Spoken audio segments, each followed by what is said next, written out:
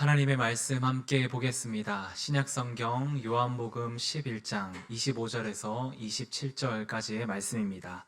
요한복음 11장 25절에서 27절까지 세 절의 말씀을 저와 여러분들이 한 목소리로 다 같이 읽도록 하겠습니다. 예수께서 이르시되 나는 부활이요 생명이니 나를 믿는 자는 죽어도 살겠고 무릇 살아서 나를 믿는 자는 영원히 죽지 아니하리니 이것을 내가 믿느냐. 이르되 주여 그러하외다. 주는 그리스도시요 세상에 오시는 하나님의 아들이신 줄 내가 믿나이다. 아멘. 오늘 설교는 샬롬 5번째 시간으로 예수 부활 생명이라는 제목으로 함께 말씀을 나누고자 합니다. 우리나라 고려말 조선 초기에 산업혁명의 불씨를 당기게 하였던 작지만 큰 사건이 하나 있었습니다. 여러분들도 다 아시는 사건인데요. 원나라의 사신으로 갔던 문익점이 붓뚜껑 속에 목화씨 열화를 숨겨가지고 또 우리나라로 들어온 그 사건입니다. 역사책에서 배울 때에는 문익점이 원나라에서 붓뚜껑에 목화씨 10개를 몰래 숨겨가지고 우리나라에 들어왔다라고 배웠습니다. 저도 역사책에서 그렇게 배웠는데요. 나중에 그에 관한 책들을 좀 읽어보니까 실제로 붓뚜껑 속에 목화씨를 숨겨가지고 온 것이 아니라 그냥 주머니에 넣어가지고 왔다라고 이제 역사책에는 기록되어 있더라고요. 그럼에도 불구하고 그렇게 좀 극적인 표현으로 기록한 것은 문익점이 가지고 온 목화씨가 새로운 시대로 넘어가는 그런 물꼬를 텄기에 그런 극적인 표현으로 이렇게 사용했다라고 이제 이야기합니다. 문익점은 원나라에서 목화씨를 가지고 오면서 그 씨로 인하여 펼쳐질 다른 세상을 보았습니다. 목면으로 인하여 많은 사람들이 따뜻한 겨울을 보낼 수 있을 것이다 라는 꿈을 꾸며 그 씨를 가지고 왔습니다. 실제로 문익점은 그러한 일을 실현시키고자 가지고 온 목화씨를 정성껏 재배합니다. 이제 문익점에 대한 이야기 그 기록을 보니까요. 10개의 씨앗을 정성스럽게 심고 난 다음에 이제 성공한 것은 9개는 실패하고 하나만 이제 성공하게 됩니다. 그래서 하나의 성공한 그 씨앗 속에서 100개의 씨앗을 얻게 되고 그 100개의 씨앗을 통해서 이제 목면을 얻게 되었다라고 이제 기록에 나와 있습니다. 문익점은 여기에서 그치지 않고 실생활에서 사용할 수 있는 다양한 방법을 연구하기 시작했습니다. 전해오는 이야기에 따르면 그의 가문이 다 그의 연구에 동참을 하였고 그 문익점의 손자 물레라고 하는 사람은 목화에서 씨를 뽑는 기계를 밤낮으로 연구하여 만들었고 그 기계의 이름을 물레라고 하였다라고 적혀져 있습니다. 또 다른 손자 문명은 천을 짜는 법을 고안하고 난 후에 자신의 이름을 따서 무명이라고 부르게 되었다라고 이제 역사책에 기록이 되어 있습니다. 초등학교 4학년 역사책에 보니까 이 물레하고 무명에 관한 이야기가 기록이 되어 있습니다.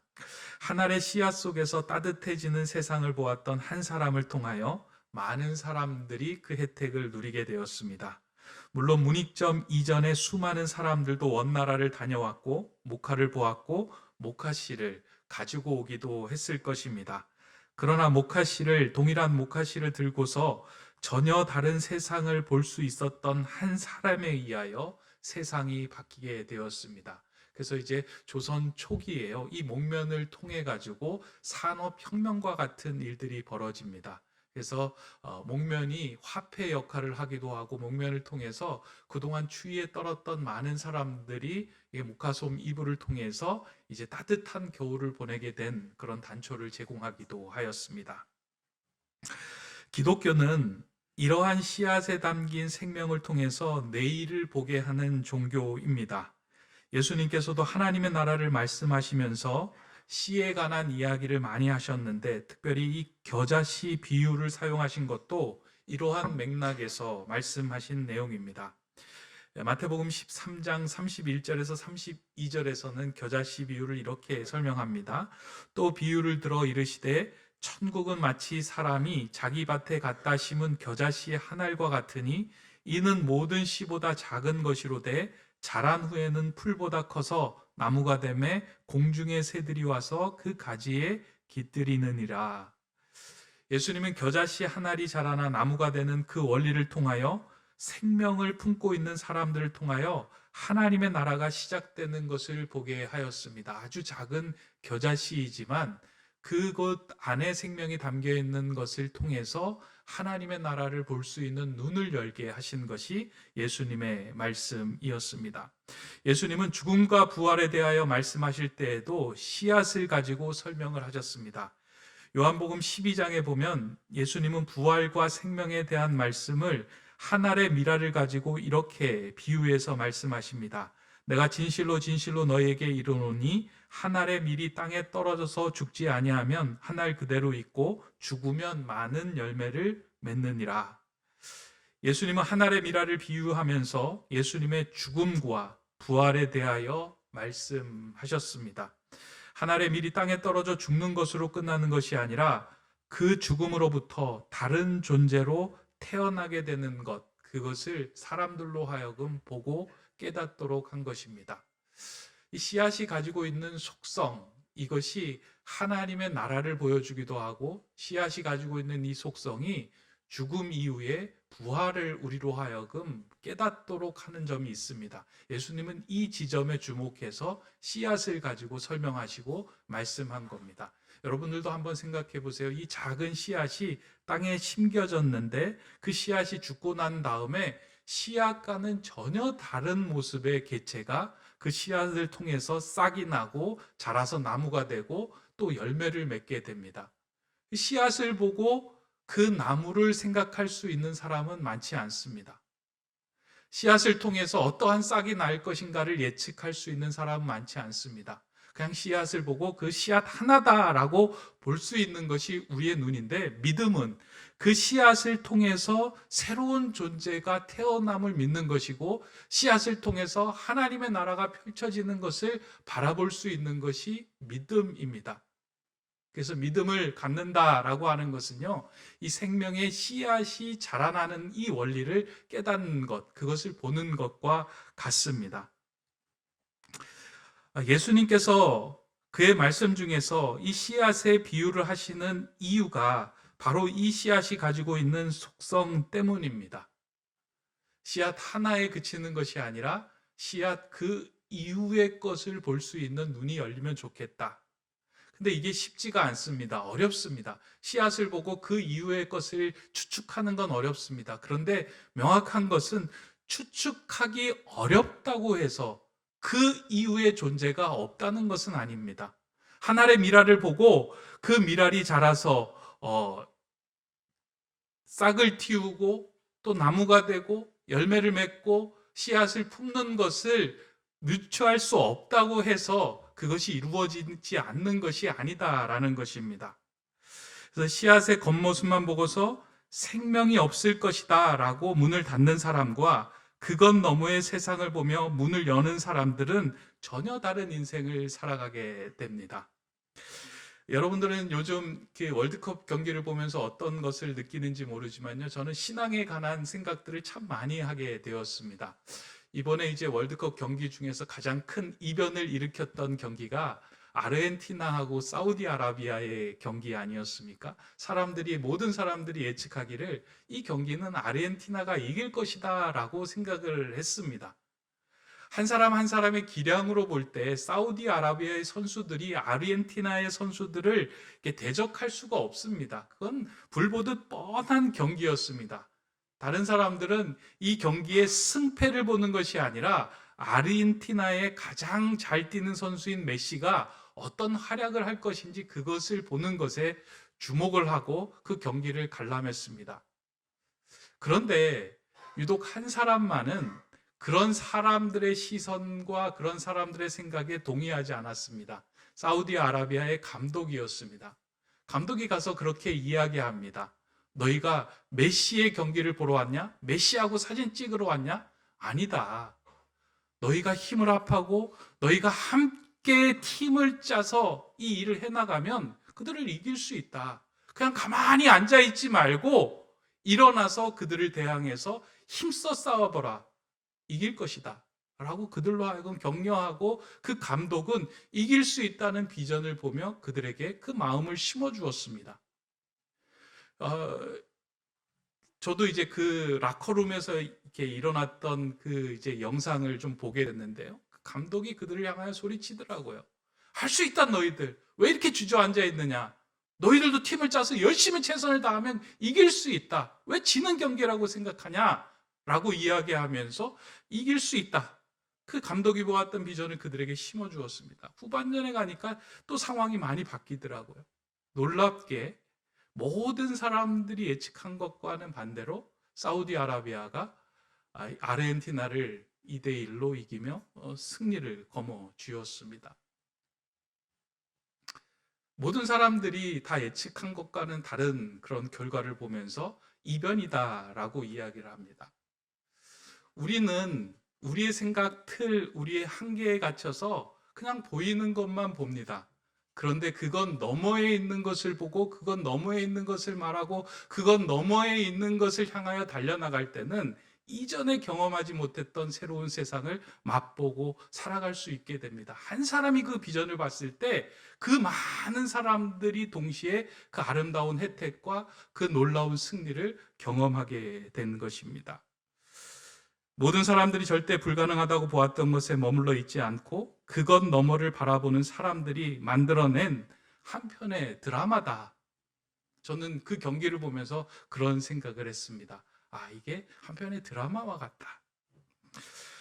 오늘 우리가 읽은 본문을 보면 예수님께서도 그런 드라마를 한편 이제 우리에게 보여주시고 계십니다. 세상의 죽음 앞에서 당황해하며 어쩔 줄 몰라 하고 체념하는 사람들을 향하여 그렇지 않다. 부활이 생명이 나에게 있다. 이것을 너희가 믿으면 너희도 부활과 생명의 삶을 살아갈 수 있다. 그 너머의 것을 함께 보자라고 하는 그 드라마의 말씀을 오늘 우리가 읽은 요한복음 11장을 통해서 우리에게 말씀해 줍니다. 그 내용을 좀 살펴보면 이렇습니다. 예수님께서 예루살렘에 계실 때에 예루살렘에서 조금 떨어졌던 베다니에서 그 동네에서 급한 정보가 예수님에게 전달이 됩니다. 한 사람이 와서 예수님에게 전보를 전해줍니다. 그 전보를 열어봤더니 이런 내용이에요.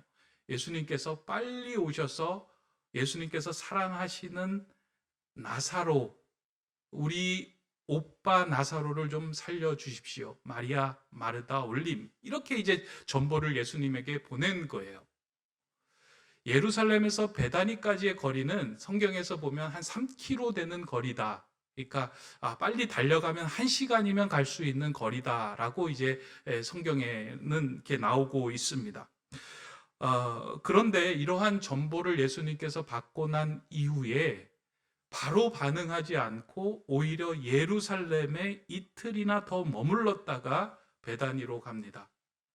그 전보를 받는 그 순간에 나사로는 생명의 경각에 달려있던 순간이었습니다.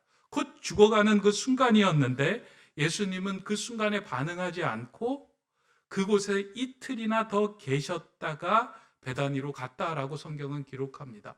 이 부분이 참 우리가 이해하기 쉽지 않습니다.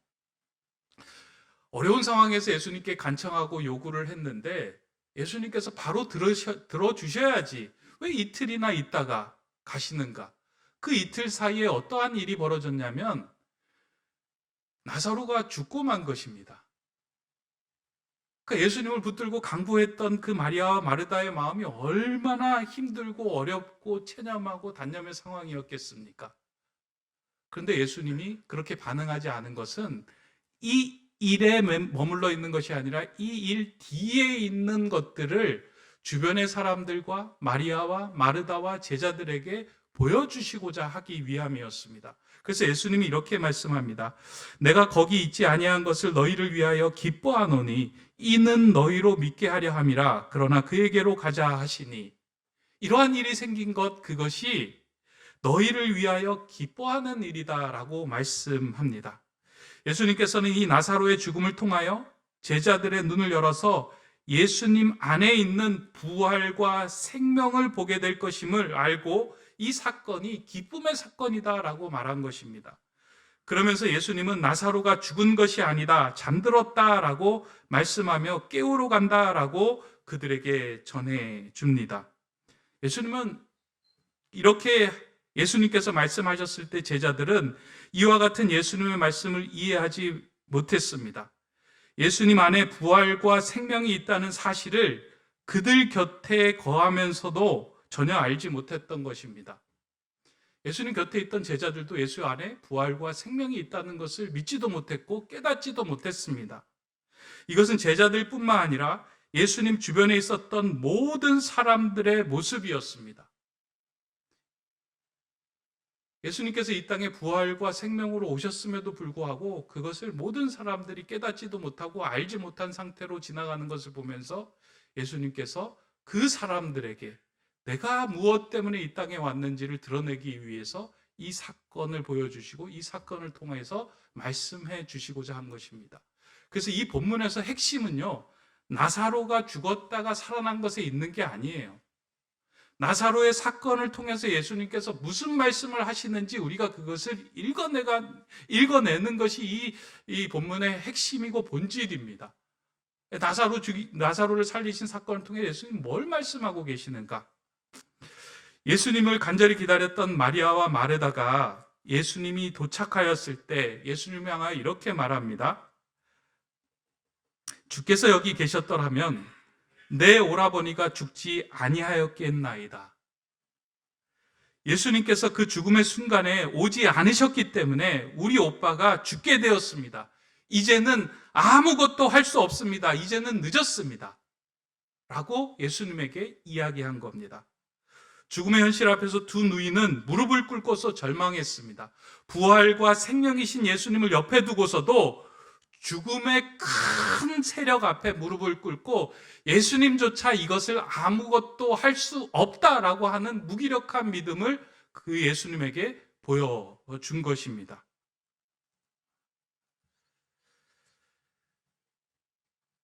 예수님과 함께 오랜 시간을 지냈던 마리아, 마르다도 죽음 앞에서는 예수님도 어쩔 수 없다라고 하는 그 무기력한 믿음을 보였고 그 주변에 있었던 제자들, 유대인들 모두 다 그와 같은 마음을 품었습니다.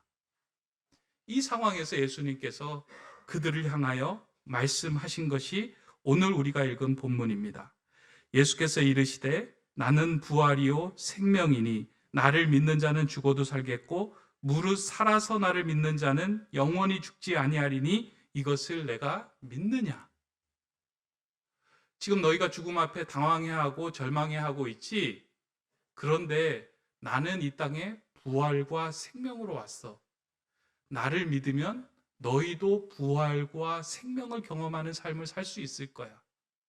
내가 이 땅에 부활과 생명을 담고 있는 존재로 왔는데 나를 믿는 자는 내가 너희 안에 그 부활과 생명을 담아놓은 생명의 씨앗으로 이 땅을 살아가게 할 거야. 너희가 그것을 믿느냐라고 이야기를 합니다.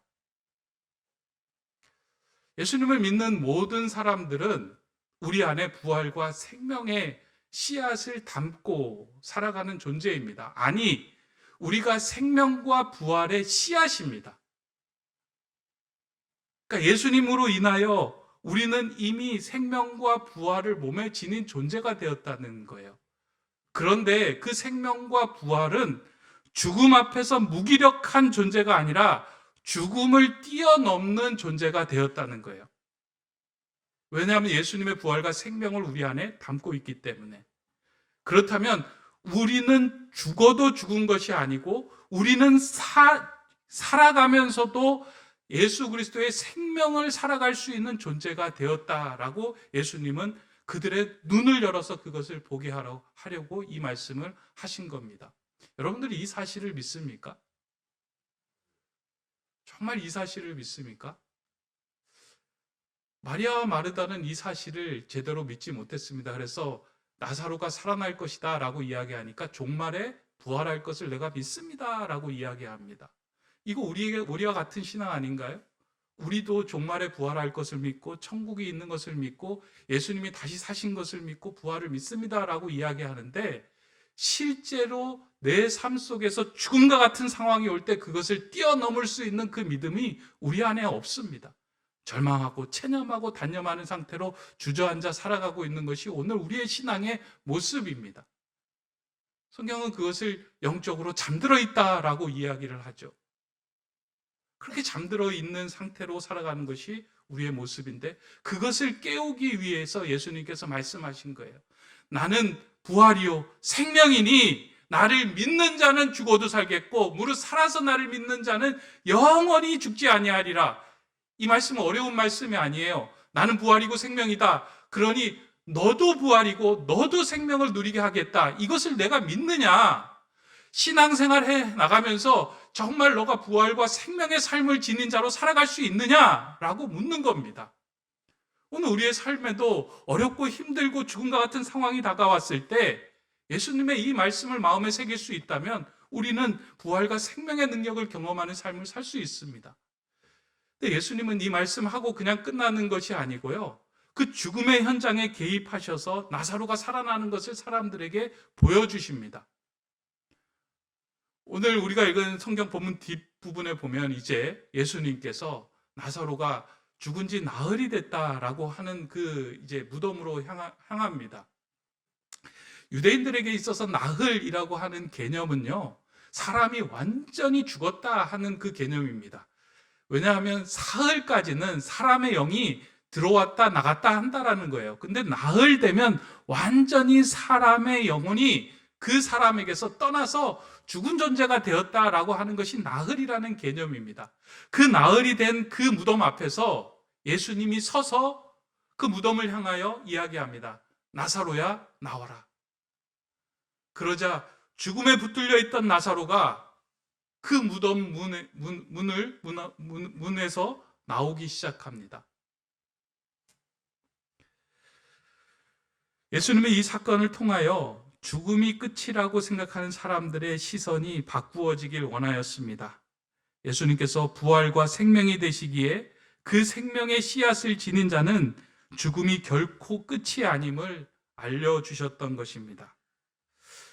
예수님은 우리가 작은 씨앗을 보고 새로운 세상을 바라보듯이 부활이요 생명이신 예수님의 씨앗을 통해서 이 땅에서 부활과 생명의 삶을 살아가기를 원하셨던 것입니다.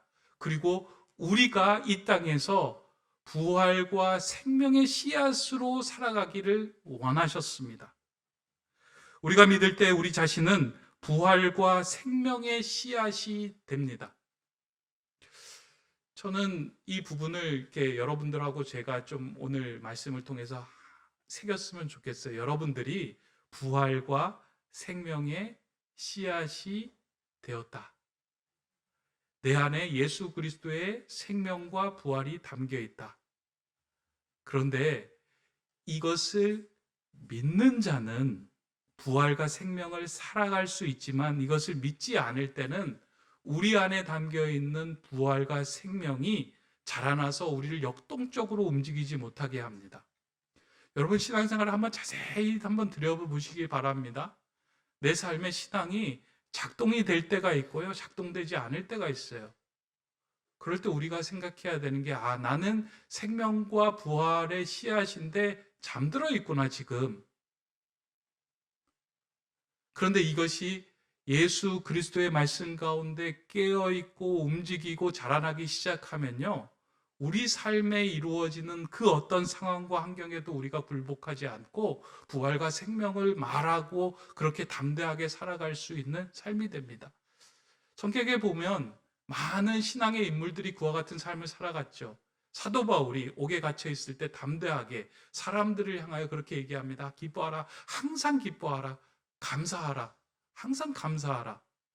자기는 옥에 갇혀 있는데도 기뻐하라, 감사하라 이야기할 수 있었던 힘이 어디서 있을까요? 자기 안에 담겨져 있던 부활과 생명의 씨앗, 그 너머에 있는 하나님의 나라를 볼 수 있는 눈이 열려 있기 때문입니다.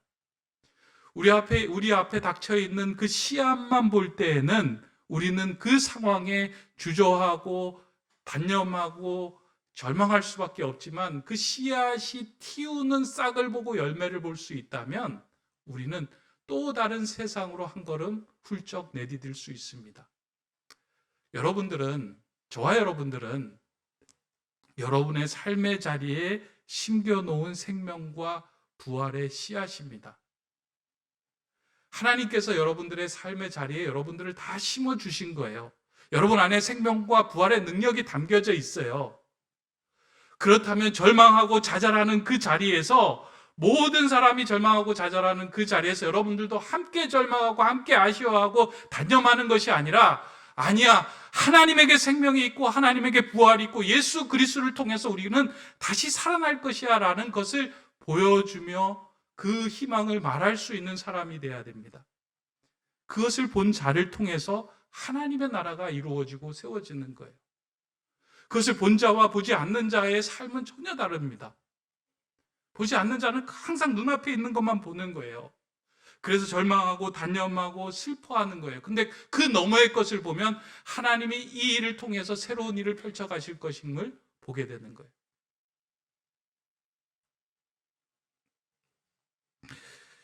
오늘 이 자리에 모인 저와 여러분에게 예수님은 다시 한번 우리에게 묻습니다. 나는 부활이요 생명이니 나를 믿는 자는 죽어도 살겠고 무릇 살아서 나를 믿는 자는 영원히 죽지 아니하리니 이것을 내가 믿느냐. 예수님의 5번째 자기 선언은 나는 부활이요 생명입니다. 이것인데요. 이거는 그냥 이해하는 것에 그치는 선언이 아니고요.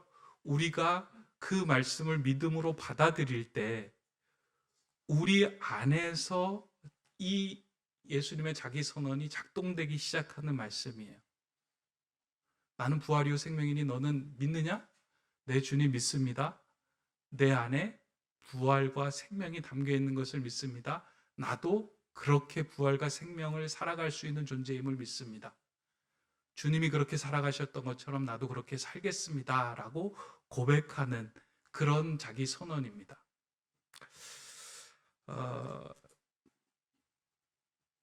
제가 이제 목회를 하면서요, 이전에는 저도 눈앞에 있는 것만을 보고 목회를 많이 했습니다. 그러다 보니까 이제 무슨 문제가 생기고 어려움이 생기면요, 그게 막 힘든 거예요. 어려움이 생기고 눈앞에 이제 닥쳐오는 상황들에 대해서 힘들고 어렵더라고요. 그 너머의 것을 볼 수 있는 눈이 열리지 않더라고요. 그런데 조금씩 주님과 교제를 하고 신앙생활을 하면서요, 자꾸 제 눈이 열려서 하나의 사건이 생기면요, 그 사건을 통해서 말씀하시는 그 너머의 세계를 자꾸 보게 되는 거예요. 아, 하나님 이 사건을 통해서 그 너머의 일을 계획하고 계시는구나. 이 사건이 죽을 일이 아니라 살 일이구나. 이 사건이 우리를 답답하게 하는 일이 아니라 나를 영적으로 깨워서 주님께 가까이 나가도록 만드는 일이구나.